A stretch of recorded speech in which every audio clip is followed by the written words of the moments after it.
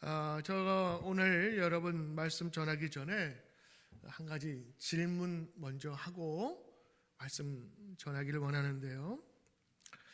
여러분은 진정으로 진짜로 하나님을 만난 경험이 있으십니까? 대답 안 하셔도 돼요. 혹시 안 하시는 분이 계실지 몰라서. 수줍은 분 계실까 봐. 만약 하나님을 만나셨다면 여러분의 삶을 하나님이 어떻게 변화시키셨습니까? 오늘 이 자리에 오신 여러분의 마음과 상태는 어떠십니까? 혹시 무거운 짐을 지고 오진 않으셨습니까?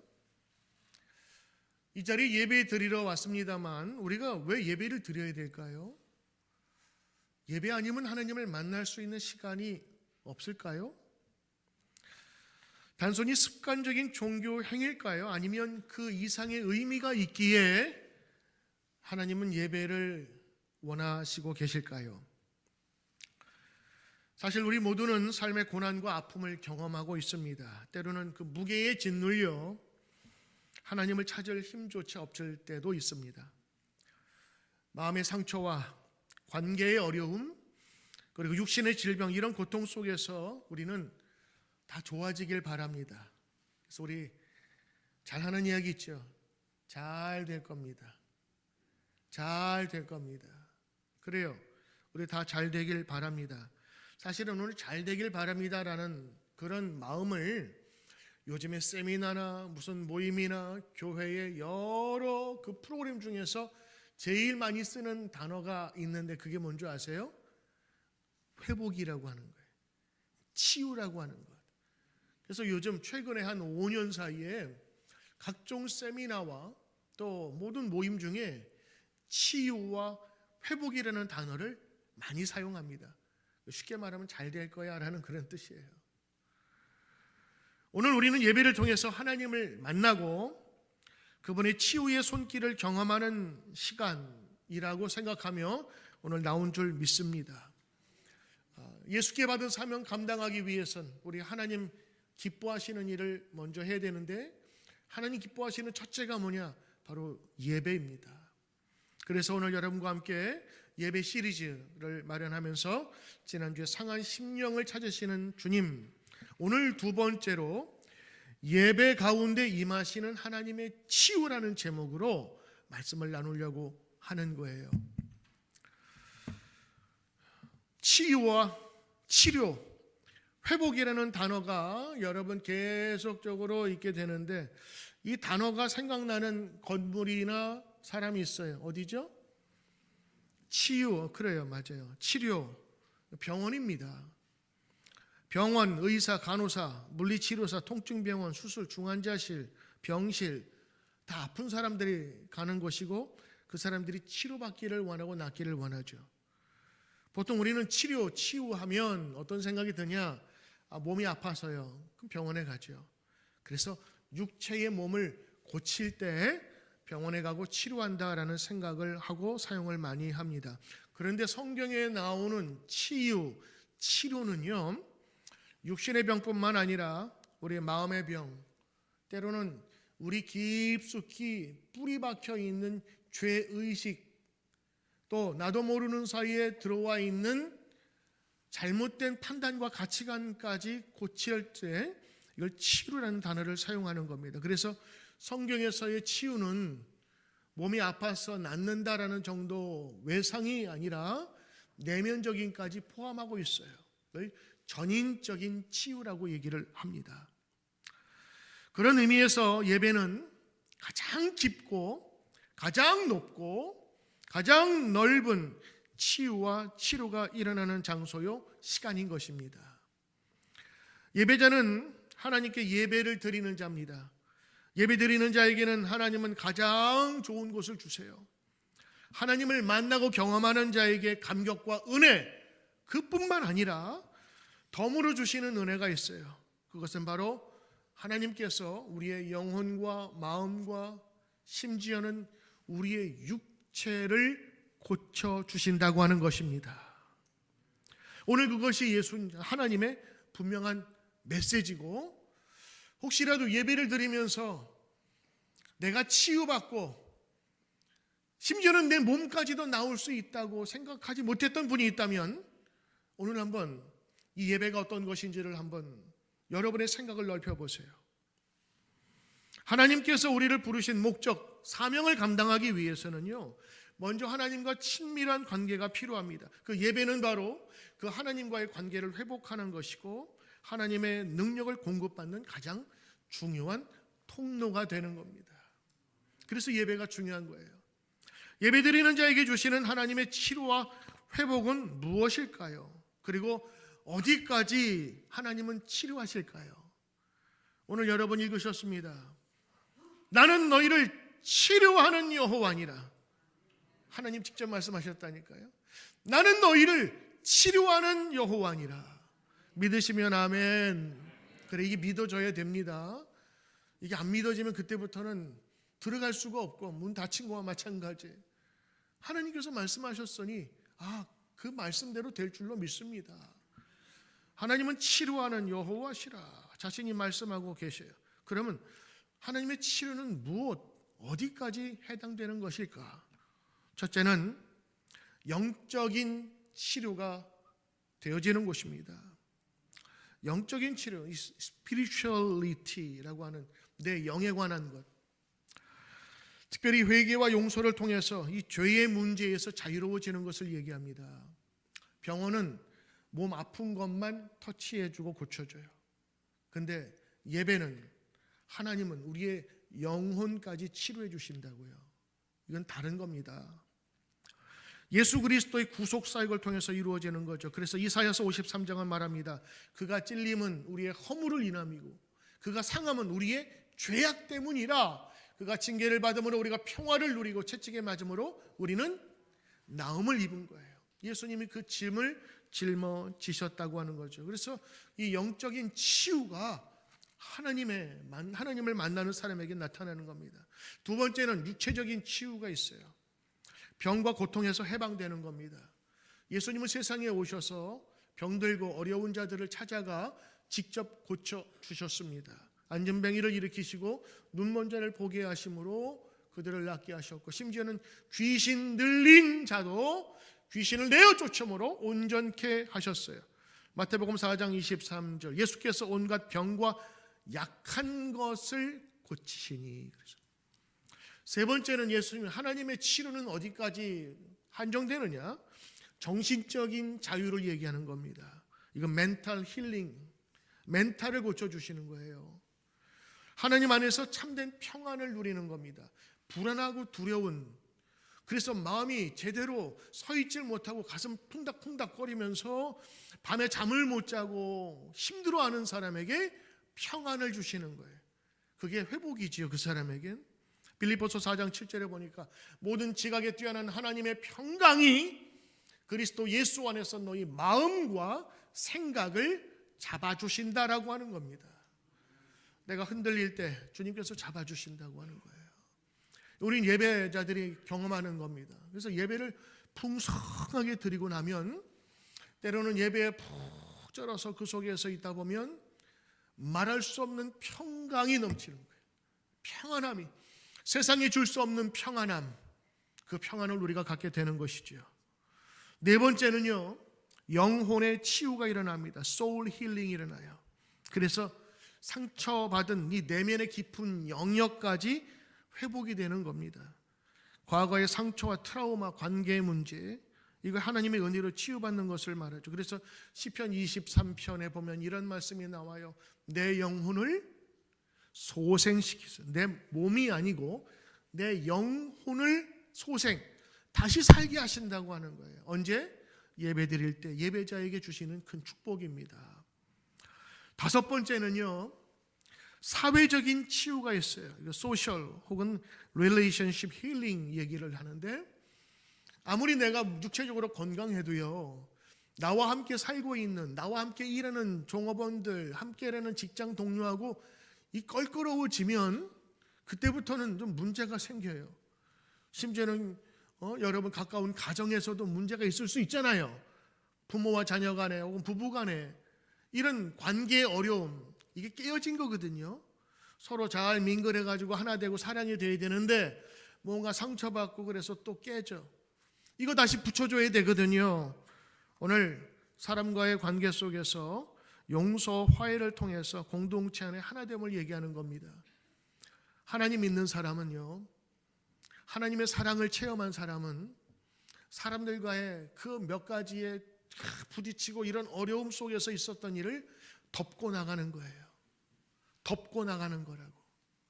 그래서 하나님과의 그 큰 사랑을 경험한 사람은 인간과의 수많은 자잘한 문제 속에서 그것을 덮을 수 있는 능력을 하나님이 주시는 거예요. 어딜 통해서? 예배를 통하여. 상처받고 마음이 찢어지고 서로의 관계가 힘들고 어려울지라도 기도하는 자, 은혜 받은 자가 그 모든 것들을 덮어나가는 거죠. 마태복음 5장 9절에 화평케 하는 자는 복이 있나니 저들이 하나님의 자녀라 일컬음을 받을, 하나님의 아들이라 딸이라 일컬음을 받을 것이며 라고 말씀을. 화평케 하는 자, 영어 보니까 피스메이커입니다. 우리 가운데도 피스메이커의 은혜를 받은 사람이 있어요. 그 사람이 있으면 밝아져요. 그 사람이 있으면 행복해져요. 그 사람이 있으면 서로 소통이 잘 돼요. 여러분, 이게 사회적인 치유고 또 이런 관계의 회복이 일어나야 합니다. 그러므로 하나님의 이 치유는요, 몸 아픈 거 낫게 하는 정도가 아니라 전인적인 겁니다. 몸 아무리 건강해도 마음 상태, 영혼과 우리의 사회적인 관계가 깨지기 시작하고 아프기 시작하면 그 사람은 치유가 필요한 겁니다. 정상적이지 않게 되는 거죠. 그러므로 치유는 단순한 한 영역에 머물지 않는 거예요. 보세요. 나는 치료하는 하나님이다 라고 할 때 우리는 어떻게 생각해요? 이제 병원에 안 가도 되겠구나, 안 아프겠구나. 그 맞아요. 근데 그것만이 아닌 전인적인 인생을 회복시키는 하나님의 회복이 거기에 담겨져 있다고 하는 거죠. 자, 오늘 치료가 무엇인지를 우리가 살펴봤어요. 자, 이제는 그렇다면 성경에 혹시 이 치료의 개념 속에서 회복된 사람은 누굴까? 한번 찾아보자는 거예요.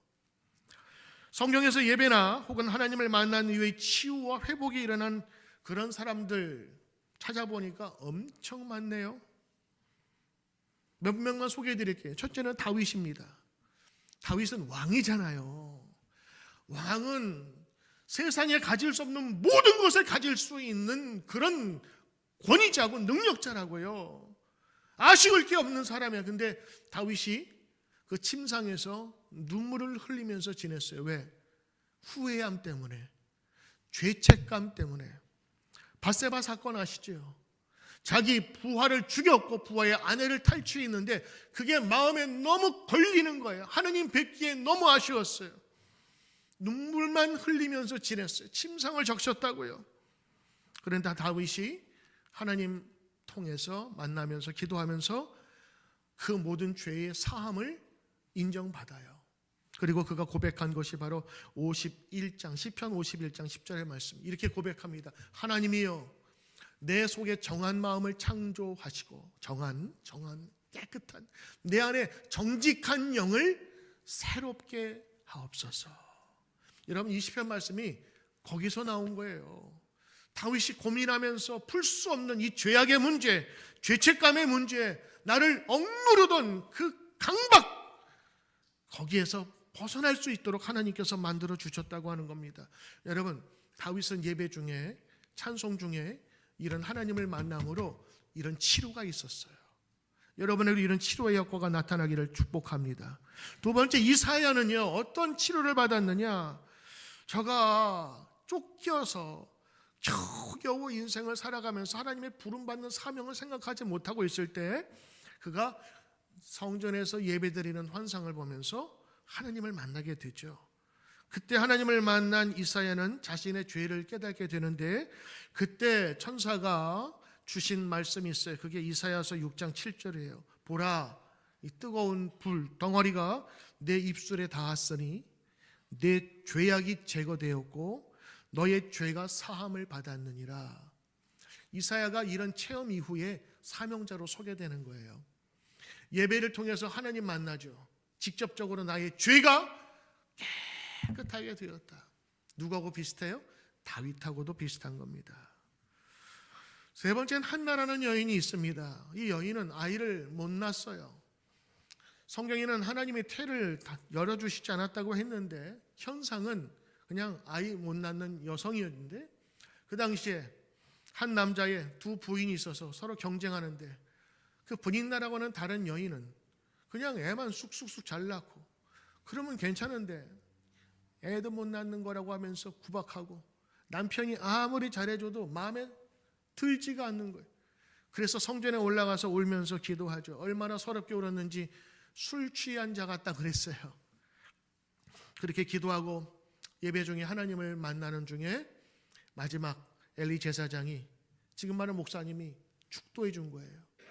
이제 내 태가 열릴 것이고 하나님께서 너의 몸을 치료해 주실 것이고 너를 통하여 하나님께서 귀한 자녀를 주시리라 믿습니다 하면서 기도했어요.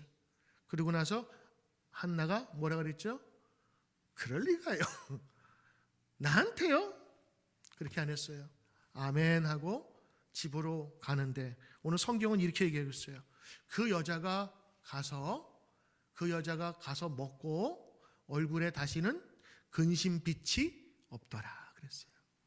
믿은 거죠. 믿은 거예요. 그리고 곧바로 덜컥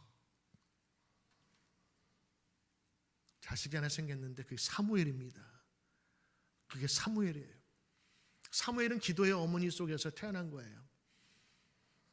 두 번째 덜컥, 세 번째 덜컥.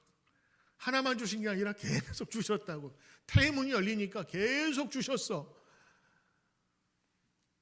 그 여자가 가서 얼굴에 다시는 근심빛이 없더라 라고 돼요. 저는 이게 너무 마음에 드는 거예요. 태의 문이 열리기 전에 이미 변화는 생겼어요. 왜? 여러분, 아이를 가지려고 해도 여성의 몸이 건강하거나 정신적으로 이게 온전치 못하면은 아이 못 갖잖아요. 힘들잖아요. 중간에 아이도 떨어지잖아요.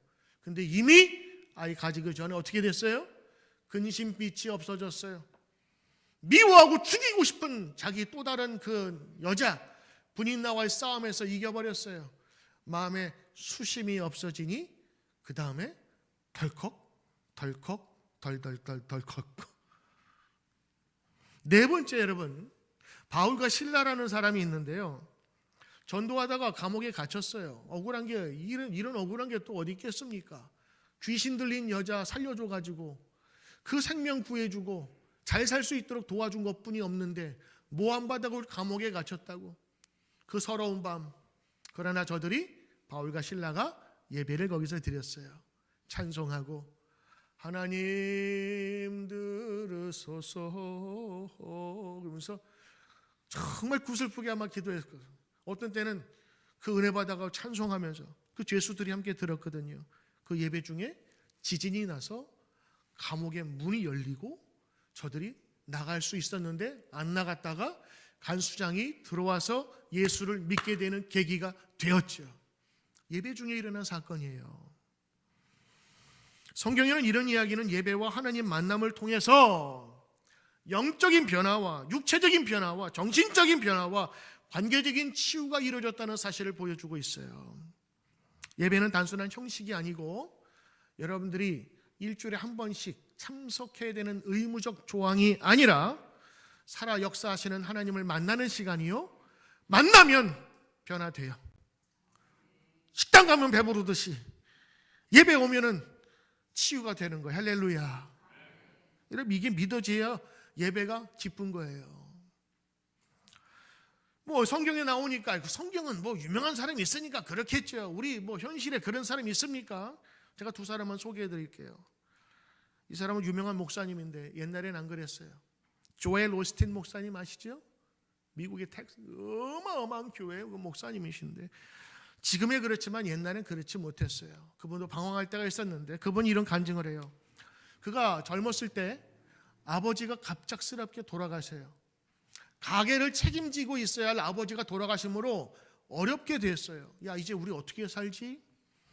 두렵고 떨리는 그런 장례식, 아버지 장례식 이후에 근심으로 지냈을 때 그가 어렸을 때부터 다녔던 교회 가서 예배드리던 중에 하나님의 사랑과 하나님의 은혜가 자기에게 있다는 사실을 알게 됐어요.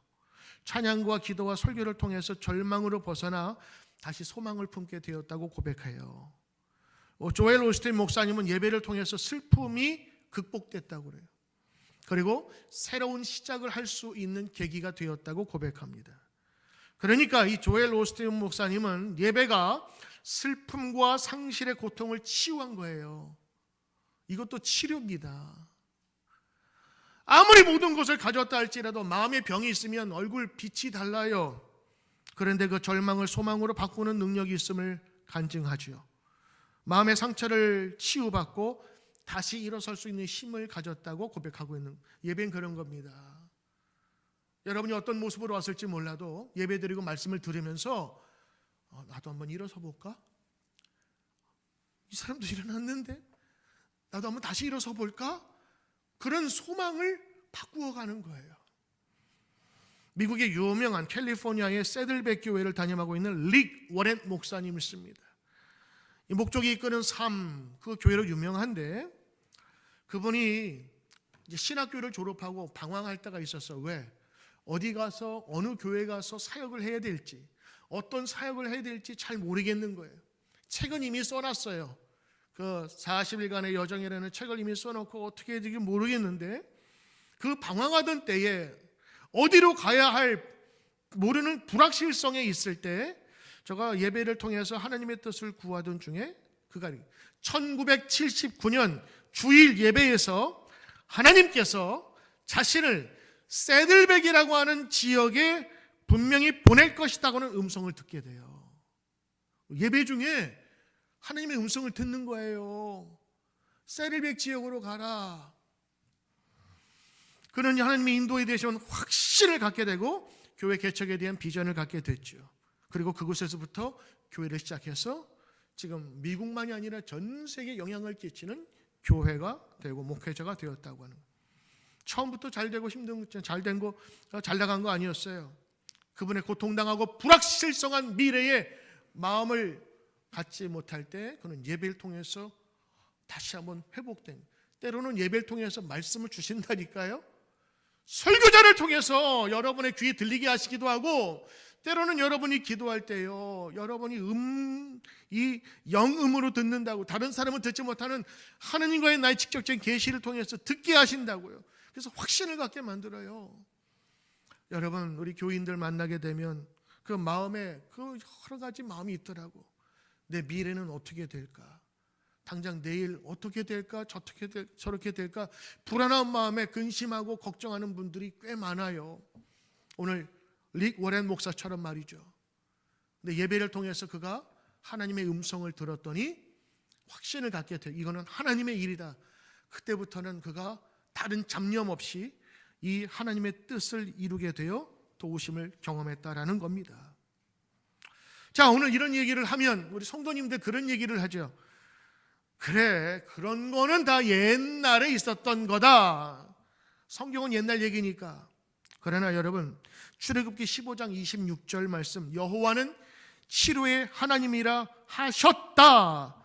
자, 그렇다면 이런 약속이 지금 나와는 무슨 소용이 있는가라고 물으실 분이 계실 거예요. 그 실효성이 있느냐라고 하는 겁니다. 출애굽기 15장 26절에 하나님은 자신을 뭐라고 불렀냐면 여호와 라파, 치료하는 하나님이다. 여러분, 우리가 하나님 누구십니까? 그러면 사랑의 하나님, 예수님의 아버지, 이 세상 구원하신 분으로 얘기하고 계시지만 오늘 하나님은 자신을 나는 치료하는 자라라고 얘기하셨어요. 나는 치료하는 자라. 그 말은 뭐예요? 나는 치료할 수 있는 능력이 있다라고 하는 거죠. 능력이 없는 사람이 얘기하는 거는 뭐라 그래요? 사기라고 합니다. 근데 할 수 있는 사람이 얘기하면 그건 사기가 아니라 진짜 권위자가 할 수 있는 일입니다. 나는 너희 하나님 나 여호와의 말을 들어 순종하고 내가 보기에 의를 행하고 내 계명을 귀 기울이고 내 규례를 지키면 내가 애굽 사람들에게 내렸던 어떠한 질병이라 할지라도 너희에게는 내리지 않을 거야. 나는 너희를 치료하는 여호와입니다. 하나님이 10가지 재앙을 주셨잖아요. 이집트 사람들에게. 거기 보면 질병들이 있거든요. 그 질병 내리지 않겠다는 거예요.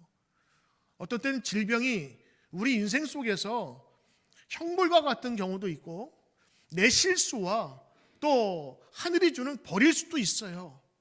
그런데 오늘 뭐라고 말씀하시냐면 하나님이 그 모든 질병들을 막겠다. 할렐루야. 여러분들은 나는 치료하는 하나님이라 라고 하면서 밑줄을 그을지. 오늘 또 권사님이 이렇게 빨간 글씨로 해주셨잖아요. 친절하게. 근데 저는 오늘 말씀을 보면서 어디에 이렇게 묵상이 됐냐면 내가 애굽 사람들에게 내린 모든 질병, 무슨 질병이 있었을까? 혹시 아들이 안 죽는 거 그건가? 거기 보니까 궁금하더라고요. 어떤 질병, 우리는 어떤 질병에 대한 확신을 가질 수 있을까? 그러면서 제가 쭉 이렇게 묵상을 해보니까 거기 가축병이 이제 돌림병이 걸리잖아요. 그게 뭐냐? 전염병과 구제역, 탄저병. 우리가 지금 발견한 의학 지식으로 따지면 약사도 있고 우리 간호사도 있는데 만나 보세요. 두 번째는 거기 독종이 나죠. 독종이 뭐예요? 독종. 독종이야. 그 독종이 아니라 독종은 여기에 종기를 얘기하는 거예요. 그때 사람들 종기가 막 나는, 종기가 뭐죠? 염증이잖아요. 염증. 속에서 염증이 나가지고 염증이 안 좋은 게 지금 몸속에 있다고 하는데 하나님께서 막아주신 거예요. 대상포진도 그 속에 포함될 수 있겠죠. 또 우박이 재앙이었어요. 우박 잘못 맞으시면 갑니다. 엄청 큰 우박. 그게 뭐냐? 이 외상을 얘기하는 거예요. 우상이 떨어지지 않게 함으로, 우박이 떨어지지 않게 함으로 신체적인 상해가 당하지 않겠다. 그거 막겠다고 하는 구체적인 얘기예요. 또 장자의 죽음 있죠. 죽음을 피하게 하겠다. 고통과 재앙에서 너희를 보호하겠다라는 얘기입니다. 피의 재앙이 있죠. 피가 뭐죠? 강이 피가 되고 또 음료수를 마실 수 없게 됐어요. 이게 뭐예요? 흔히 말하는 조류, 그 녹조 현상. 물을 마실 수가 없이 변화된 것을 막아주겠다. 우리 환경을 하나님께서 막아주겠다. 개구리 죽는 재앙 있잖아요. 개구리 죽으면요, 그때부터는 병균이 생기고 그 전염병이 생기고 살모렐라라든가 리슈만 편모증이 이제 번지게 되는 거예요. 나 무슨 말인지 모르겠지만 이가 있죠. 이 재앙이 있지요. 이 재앙은요, 우리의 발티푸스, 발진 티푸스 같은 것을 유발하고 또 파리, 장티푸스, 또 메뚜기 재앙이 있잖아요. 내가 그 메뚜기 재앙을 내리지 않겠다는 것은요, 메뚜기가 한번 지나가면 모든 음식을 다 빼앗아간, 먹을 거 없어요. 기근을 방지해 주겠다라고 하는 하나님의 메시지를 나는 읽었어요. 10번째 보니까 흑암이 있잖아요. 사방이 다 캄캄해. 해가 없어져 버렸어요. 해가 없으면 우리 몸에 뭘 만들지 못해요? 그렇지요. 어떻게 아셨어요? 해가 없으면요, 비타민 D를 만들지 못해. 이 비타민 D는요, 우리에게 꼭 필요한 영양분이거든요. 영양소, 이 모든 게 있어야 되는 건데 하나님께서 해를 주시고 흑암을 막아주시겠다. 이 자연적인 우리의 모든 것들을 치료해 주신다. 심지어는 비타민 D가 있으면 계절성 우울증이 없어진대요. 그러니까 우울증도 없애주신다고 하는 그런 약속으로 저는 받았어요. 그러다 보니까 하나님이 치료하시는 이 현재적인 것들이 너무 많은 거예요. 그냥 우리는 애굽 사람에게 내린 모든 질병 중 하나가 보다. 그 하나가 아니라 그 많은 것들 중에 하나라도 범접하지 못하게 하나님께서 막아주시고 지켜주신다. 믿으시면 아멘. 안 믿어도 뭐 좋아요. 그건 자기 주장이니까. 근데 믿는 자에게 주시는 은혜가 저는 분명히 있다고 봐요. 믿고 나가면 하나님께서 우리 마음을 더욱더 강건케 하시고 낫게 해주시는 거예요. 진료는 의사에게, 약은 약사에게, 치료는 하나님께. 야, 오늘 반죽이 잘 맞네. 진료는 의사에게, 약은 약사에게, 치료는 하나님이 하시는 거예요. 약은 치료해 주는 게 아니라 약은 돕는 거예요. 약은 우리 몸에 마지막 써야 되는 거예요. 왜? 거긴 사이드 이펙트가, 이 부작용이 있기 때문에 그런 거예요. 완전한 치료는 하나님께서 해주시는 거라. 오늘 왜 이런 약속을 우리에게 주셨느냐?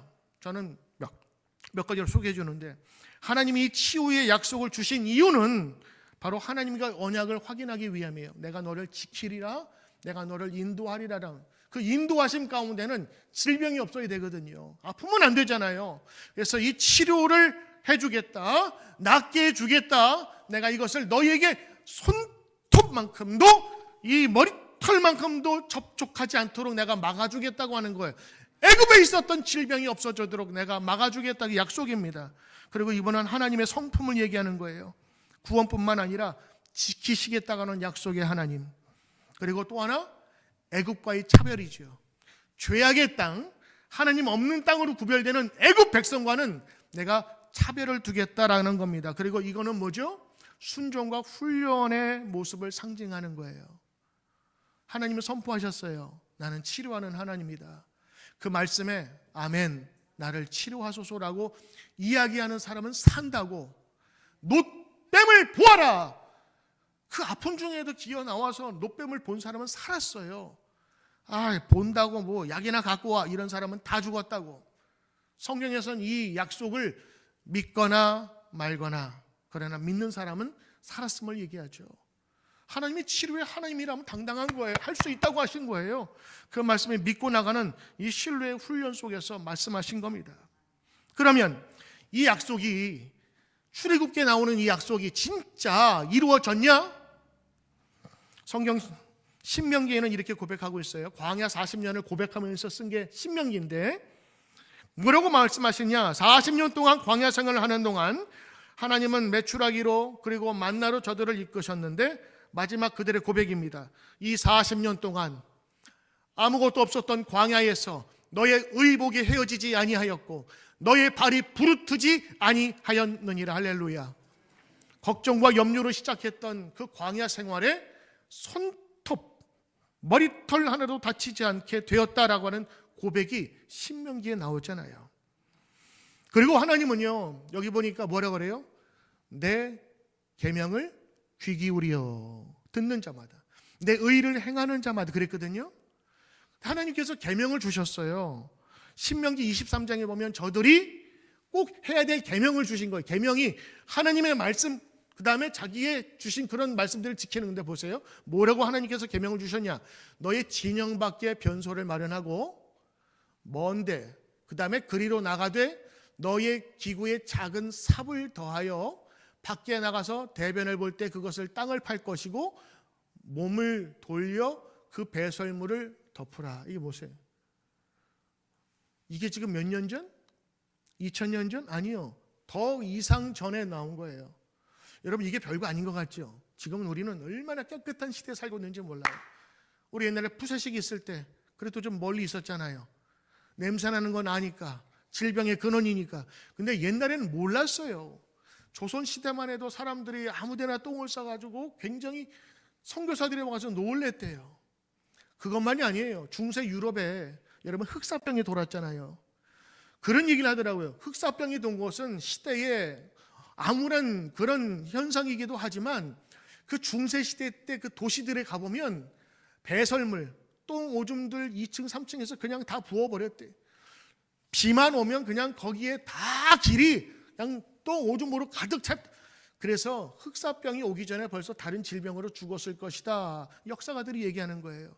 근데 보론 2000년 3000년 전에 이런 계명을 주셨다고, 철저하게 이 전염병 예방에 대한 규명을 주셨어요.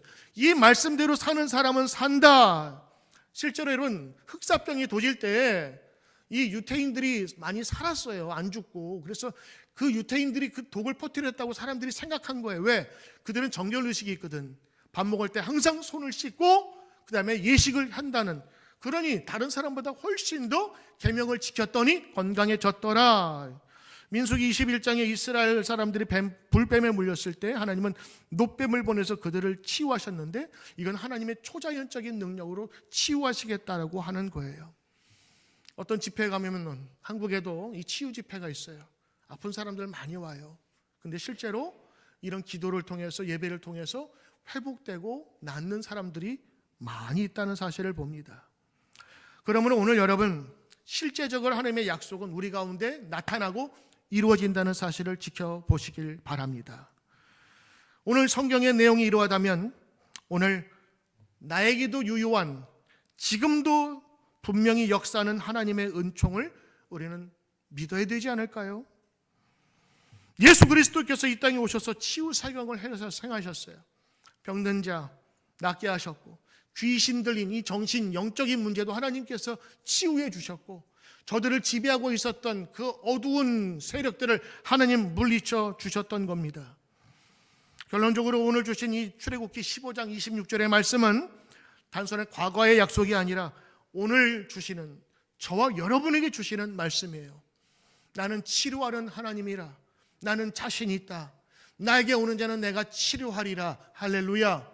그래서 이 예배는요, 치유의 시간, 치료의 시간이고 내가 복받는 시간이에요. 더 좋아지는 시간이에요.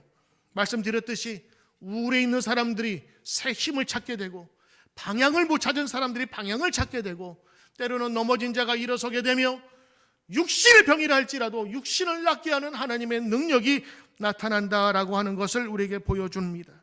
이 하나님의 능력은 우리에게 여전히 유효한 것입니다.